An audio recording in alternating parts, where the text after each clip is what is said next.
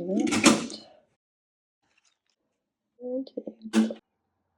few minutes later. Breakfast number 1. 1 hour later. And wrap this tuna mayo mixture as well as some grapes.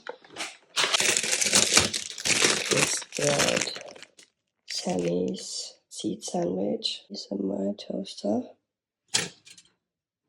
And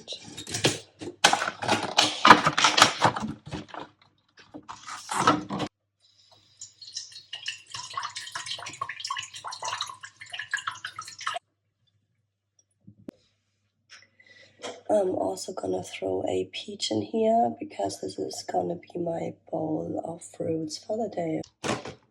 This one is looking like it's getting moldy, so I cut off the top bit of this slowly moldy peach. Put this in my. We have my 2 slices of bread.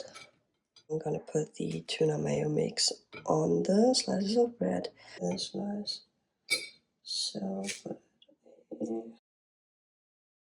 And teaspoon. Out. Okay. So dip.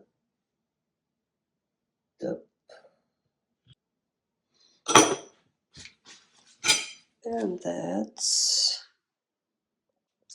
the last thing I'm gonna add is a small bowl of banana.